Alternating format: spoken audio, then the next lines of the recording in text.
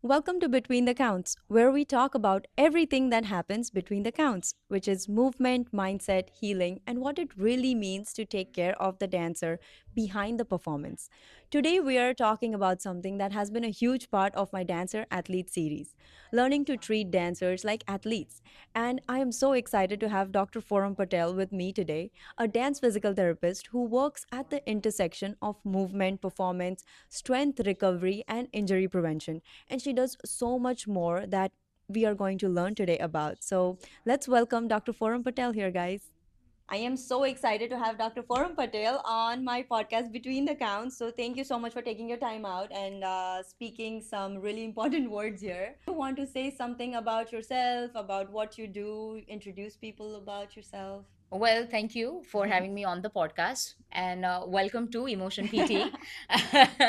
So, no, I'm extremely grateful to be part of your podcast. A lot of people Thank you. actually also messaged me when you were kind of giving a little blip about what's coming next. Yeah. And then I believe someone had commented about being deja vu that are you going to Yeah. be the next Yeah. guest? So because it just all was very relative to what you were speaking and what I do, so there was a beautiful intersection between movement and art and science. So thank you so much for having me, Thank and welcome to the space Thank you. where we actually this is a temple for dancers. Yeah. That's how we wanted to curate a space which feels like home for a dancer, not just in terms of physical body, but someone who understands artist and someone who understands how to sustain as an artist. So because we are a team of dancers, I'll start with like my journey of being a dance PT. um, my inclination towards sports medicine was way greater than I had never heard about anything like dance medicine 10 years ago.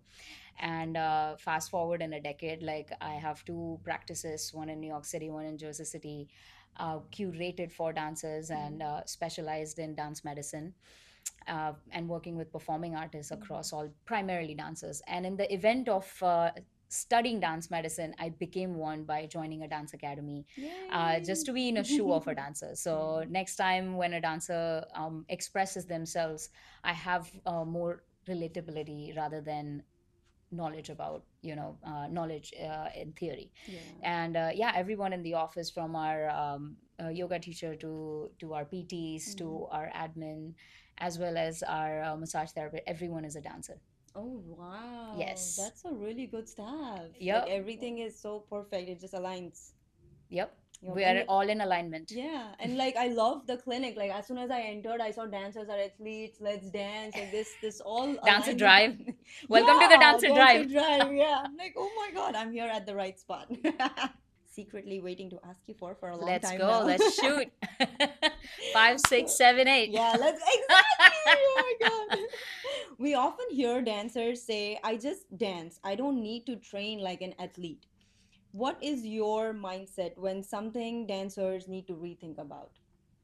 I mean, in my professional opinion of being a dance PT, which is almost 9 to 10 years at this point, I feel dancers feel that they are superhumans, and even though their training really replicates what an athlete trains like, there is a research that shows that a dancer in an hour and a half class, like 90-minute class, jumps around like 100 times, 200 times, almost 200 times in hour and a half, versus someone who is a basketball player actually jumps less than half of that time in 2 hour game. Whoa.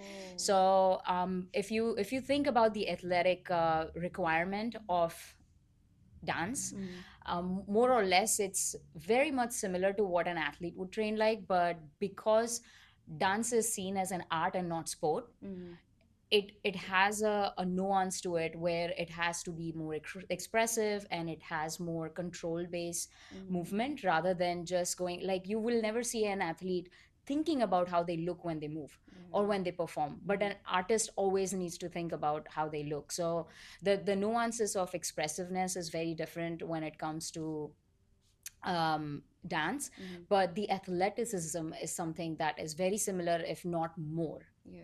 because you need an extra layer of control. When you are in pain on stage, you cannot show. Mm-hmm. You will never see a dancer is in pain Yeah. on stage while Yeah. performing, but you can always see all these healthcare providers running around on field. Like if a sports athlete on the field has something going on, you'll see them running and wincing around. So Yeah. yes, the mindset of a dancer, that they do not need to treat themselves as an athlete, is something that needs a huge paradigm shift amongst their mindset as well. Mm-hmm. And through my work and through your podcast, like that's what we're trying to kind of bring the dance medicine as a profession and Yeah. subspecialty up and about. Yes, yes. Whatever you said, I completely reflect with that because when we read about, I've been doing the series of dancer athlete series, and I have read in so many things that how a basketball player or any sports player, Correct. they don't jump as many times as a dancer does in whatever time, and it is a shame because dancers are still not treated that way. Athletes are given all the importance. They are obviously important people, important everything, but why are dancers not treated like that as well? It's because the dancers themselves Correct. don't let themselves be seen like that. Correct. So it's a very serious thing. Like if you really want to grow in this profession, if you really want to last long, please consult a dance PT and also think about your health. So, I have another question for you. So, we know that dancers are so used to pushing through discomfort, as we talked about before. So, like, you know how we were talking about like Indian mentality or like usual people's mentality that oh it's okay, it's just gonna go away.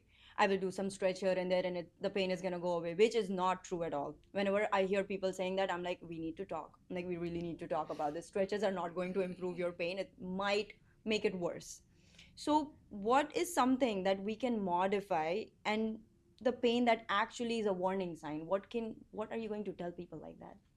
I believe it also stems from uh, dance educators being being the being in the forefront, right? When you Mm. go take a class, the class should start from how is everyone feeling, Yeah. and yes, there is warm up, but it's always about physical body.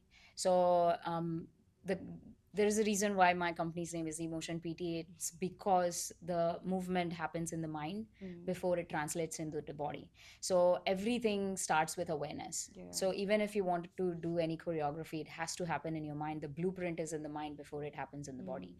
So to that point, because pain has been glorified, and because pain somehow by the dance educators have been seen as proof of passion, Mm. that if you push through, then you're really tough. Yeah. But then there comes a time, every athlete, every artist, from elite artists that I work on Broadway, Mhm.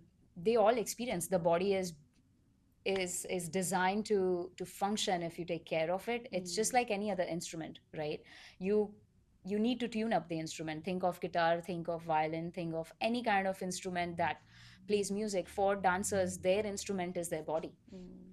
And so if you don't tune them up, if you do not take care of it, if there is lack of alignment, there is so much and so far you can go without actually breaking out, and then your body humbles you. So the shift needs to happen in the mind first, that the educators need to take the responsibility to start the class with, let's scan the body and let's see how everyone is feeling. Like tap internally and see, really, pain as not an enemy but a language that your body uses to communicate with you. Mm.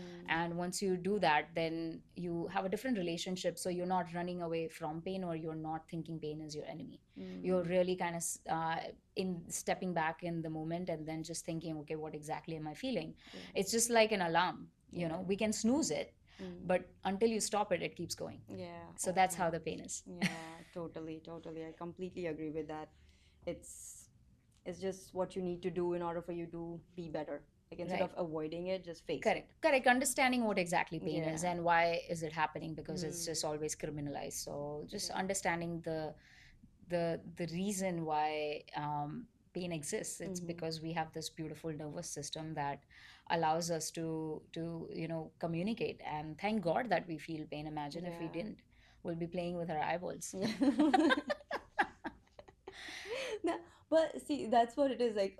So when it comes to pain and all these things, dancers feel like they have this immense flexibility, or they dream about being flexible, doing all the splits and everything. But even if they're doing the splits, but they're not lasting in that posture for a long time. Do you think that the strength is really required wherever they need for them to stay in that flexible position or last in that posture? I mean, think of a rubber band, right? Like a Mm. rubber band, that's how the connective tissue of the body is. It's designed to stretch, Mm-hmm. but if you keep the rubber band in a completely stretched position, it's going to break. Yeah. So it needs the tension Mm. to be functioning. Mm-hmm. So a rubber band cannot function if it cannot have the elasticity to stretch and to recoil. Mm-hmm. Just the same way the connective tissue needs to have the ability to stretch, but then also the control to pull it back, and the strength to be able to sustain the Mm. flexibility that you have in the muscles. So Mm. absolutely necessary, and that's something that again is a glorification of that how bendy a dancer is, Yeah. right? So they want to look very graceful in their splits, and they want to always focus on something that is a posture rather than a movement. Yeah. So I have never met or worked with a lead performer who is focused on one particular thing, because there are Mm. so many aspects of movement. Yeah. And unless you are in harmony with all those aspects, you are always going to lack in the other aspects if you only Mm. focus on one. So yes, flexibility is important, Yeah. but it doesn't sustain without strength. Yeah. Okay. And how do we even explain that to like people who are going to dance classes only for fun, but they are doing it regularly? Like they're having fun every day. But then they are also complaining that, oh, everything hurts. And it's normal because obviously, like if you're going for a chill party dance class, you are not going to focus on, array, if I'm Right. stretched out well or if my posture is okay. I'm just going there to have fun. But how do we even tell the common people like how they need to tap in, how they need to understand their body? Yeah, they need to not see dance as as something that's seen on reels. Mm. Dance is a very real movement piece, and where you're not just portraying something that you learned in 2 hours in like 30 seconds Yeah. and calling yourself a dancer. um, I would say first just understanding what dance means to you. Mm-hmm. That's how you tap in. Like if it really gives you joy, you will learn how to maintain that, Mm-hmm. right? Because I have worked with a lot of, I myself am a recreational dancer, like who did get injuries. So I know the pain of not having the movement that I need because of injury. So I know what professional dancers would feel, because it's their bread and butter. They Yeah. have to be able to sustain, right? Yeah. So how do we tap into it is just knowing, why do you dance? Mm.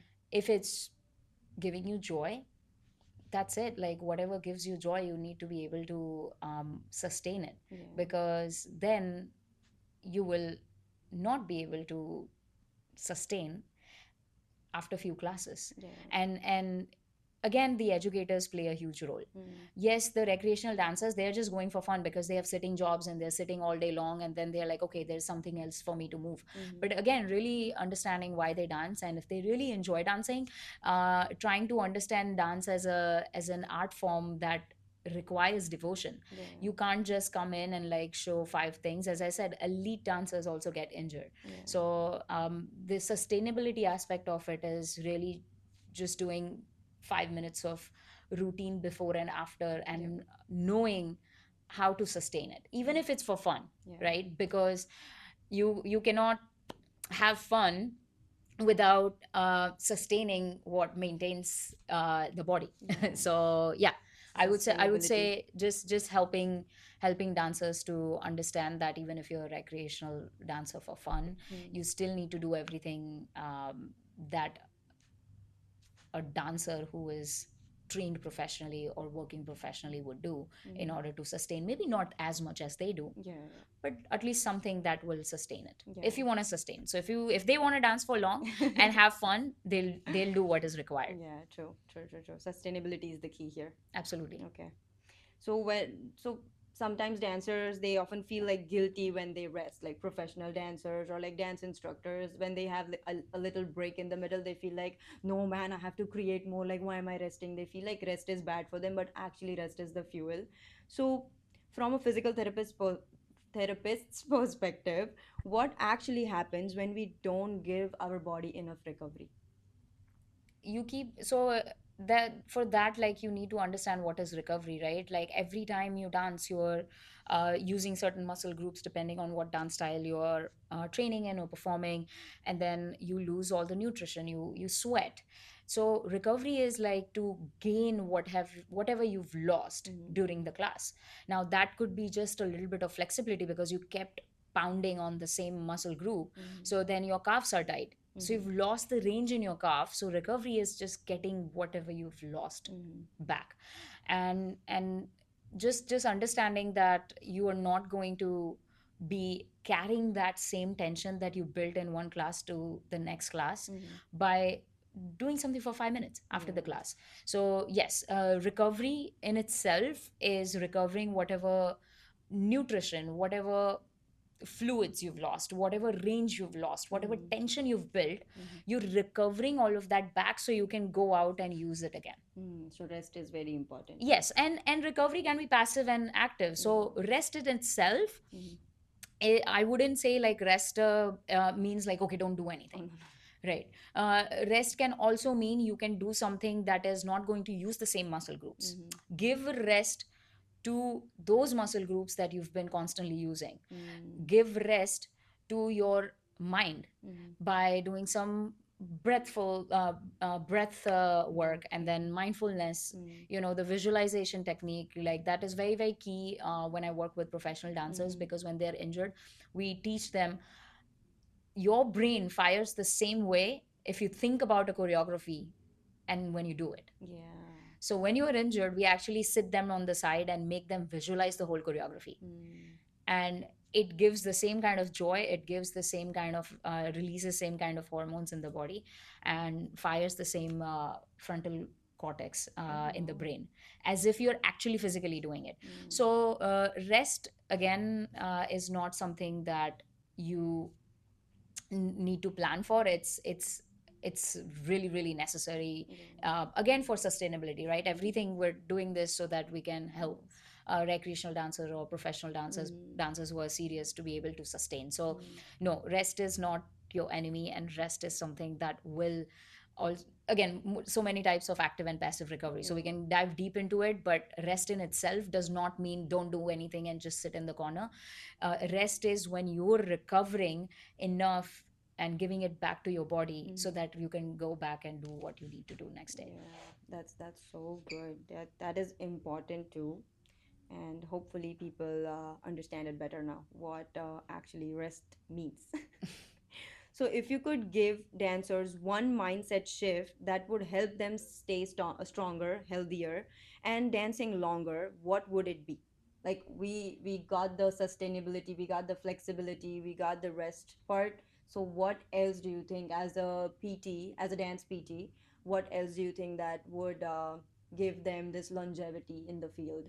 Let it be a professional dancer, let it be an experienced dancer, or someone who is even thinking about joining the dancing field. You are also a dancer, right? Yeah. And no, we'll get back to you, but to answer the question, the one mindset shift that I would really love for a dancer to understand is that yes, it's an art and not a sport. Mm. But and then we talk about dancers are athletes, right? Mm. But the mindset shift that needs to happen is like every dancer needs guidance. Yes. If you want to sustain, and you could have best of the talent, you could have best of the skill, but if you don't have someone or some kind of team, a healthcare provider team that helps sustain it, you Mm. you pick any best athlete in the world, and they will always talk about their coach. Yeah.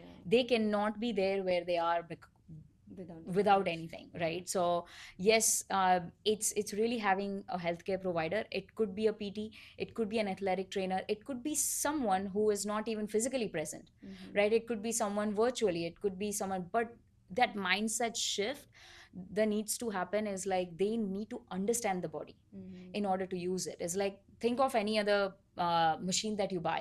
It always comes with an instruction. Yeah. Body didn't come with instruction, Mm-hmm. it came with knowledge and like ability to, it came with ability to grasp and learn things, right? Mm-hmm. So the mindset shift that I would love dancers to adapt is, how can I know and be in tune with my body so much that I know when something is going to, I know what my body is trying to tell. So Mm-hmm. having that uh, relationship within the body where you know what it feels like Mm-hmm. when it's not right. Mm. So that really in tune with the body and understanding, like reading the user manual of your Yeah. own body. And that user manual, a healthcare provider, again, it can be someone, it doesn't have to be a dance PT, but having someone be okay to be helped, Yeah. that's the shift they need. Yeah. That okay is very important because if exactly like if they push through whatever they have been facing and not actually showing it to the professional, that can create more harm than they could ever Right, right. imagine.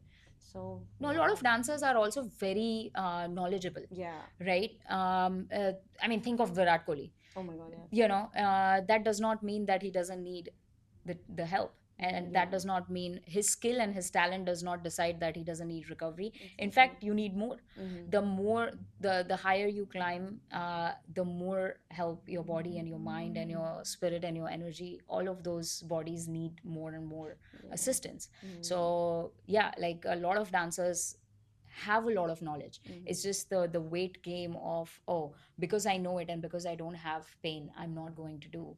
And when they enter the education space, when they become teachers, they try to preach something that they have not gone to school for, right? So yeah, I love that there are a lot of empowered dancers, but Mm-hmm. then they try to preach something that has worked for them and Mm-hmm. not really take help of healthcare providers who've gone to school for this, who are actually doing this for bread and butter. Yeah. So yeah, that mindset also needs to shift, that I don't need anyone. Yeah, yep.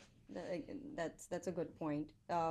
Dancers being able to understand, it's like how some people must have been to PT sessions or whatever they learned through their classes. They just adapt to that. But then, as you said, whenever they move ahead, keep doing things, you don't know what is the cause of your injury at that point or what is the cause of your pain at that Correct. time. Everything is different. So yeah, they really need to reach out to health professions. Yep. So our next session is going to be the rapid fire session, which is one of the most fun sessions of Between the Counts. So let's go. You Let's ready? go, let's Okay. fire it. Let's fire it. Yeah, I love that energy. So what do you think? Strength or stretching? Strength. Ice or heat? If it's in flames, then ice. Ice. Okay. Best pre-dance habit? Mm. Scan your body. Scan your body. So you do free scans in your clinic, right? Correct. We do free dance screenings in the office for dancers who are serious about their dance and they want to continue dancing for a long period of time. So yes. That's so lovely. So, guys, whoever are my listeners, whoever is watching this podcast, please reach out to Dr. Foram Patel. She does free dance screenings if you are really, really serious about what you want to do with your dancing journey, with your body. It's very important for you to know what is going on.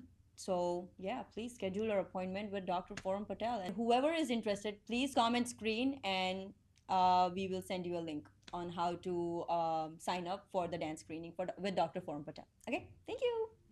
All right. So the next one is most underrated recovery tool. Sleep. Why do you say that? It is a fact. Yeah, It's a fact. because it's something most dancers think that they if they don't have enough sleep, like they're not going to have enough recovery, and if they don't have enough recovery, that increases their chances to get more prone to injuries. And again, it's for free, it's legal, it's inexpensive. True. Sleep, guys, but only when needed. Because PT sessions cost money, Yeah. sleep doesn't. Exactly. Biggest mistake dancers make with their bodies. They think they are superhumans and they don't need to take care of it. Hmm. So One exercise every dancer should know. my personal favorite is single leg Romanian deadlift because it touches every aspect of function, strength, stability, coordination, flexibility, and mobility. Yeah. Nice. Love the But the bunch of one activities. exercise that I would say is like to exercise the mind. Mind. Yes. And with yoga and breath work and all those things. Whatever, However it works. yeah, you can swim, and whatever calms your mind so your body can move better. Right now our bodies are moving and my no our bodies are sitting and minds are moving. So just to reverse that, Oh wow. move the body, calm the mind. Yeah. One word you want dancers to associate with rest. Necessary. Necessary. Love that. Your biggest dancer athlete mantra. Strong dancers last longer. Yeah, she's wearing a whole t-shirt about that. I swear, guys, this was not planned. It was just a natural thing. Wow, it's so cool. I love that. I love that. Wow.